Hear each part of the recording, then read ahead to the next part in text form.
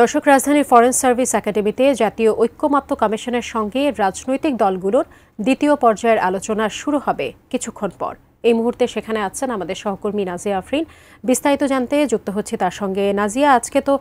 বৈঠকে বিএনপি সহ অন্যান্য রাজনৈতিক দলগুলো অংশ নেবে, তারা কি এই মুহূর্তে সেখানে পৌঁছেছেন কিনা বা কি অবস্থা বিরাজ করছে আসলে এই মুহূর্তে আমাদেরকে জানাবেন। আমরা এই মুহূর্তে জাতীয় ঐক্যমত্য কমিশনের সাথে বিএনপি সহ অন্যান্য রাজনৈতিক দলের যে বৈঠকটি হওয়ার কথা, দ্বিতীয় দফার যে বৈঠক, সেটি আজকে শুরু হচ্ছে। অর্থাৎ আনুষ্ঠানিকভাবে গতকাল প্রধান উপদেষ্টা ডক্টর মোহাম্মদ ইউনূসের নেতৃত্বে এই উদ্বোধন করা হয় জাতীয় ঐক্যমত্য কমিশনের দ্বিতীয় দফার বৈঠক, যেখানে যেই বৈঠকে জানানো হয় যে বিষয়গুলোতে যে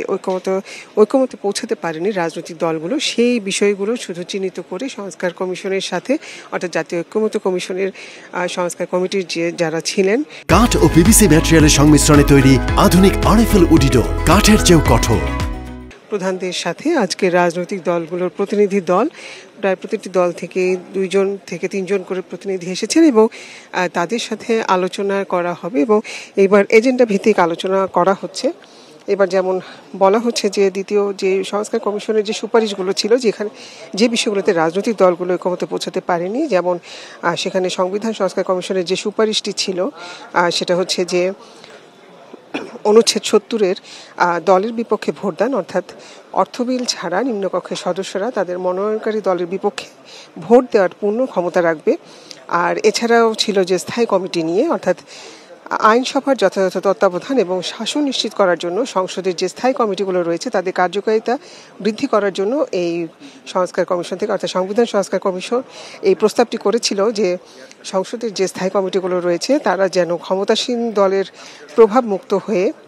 সত্যিকার অর্থে তাদের যে স্বাধীন মতামত সেটি দিতে পারে এবং সংসদীয় কমিটিগুলো কার্যকর হয়। সেই কারণে এখানে একটি নীতিমালা দেওয়া হয়েছে। সেই বিষয়ে রাজনৈতিক দলগুলো একমতে পৌঁছতে পারেনি, সেটি নিয়েও আজকে আলোচনা হবে। এছাড়া নিম্নকক্ষে নারী আসন, যে বিষয়টি নিয়ে এখনও দ্বিমত রয়েছে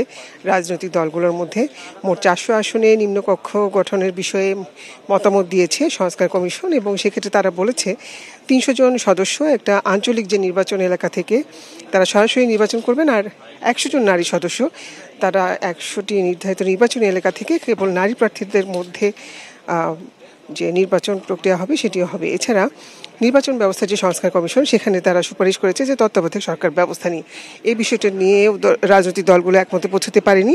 কারণ তত্ত্বাবধায়ক সরকার ব্যবস্থার 4 মাস নির্ধারণ করা এবং এর মেয়াদকালে স্থানীয় ও জাতীয় সরকারের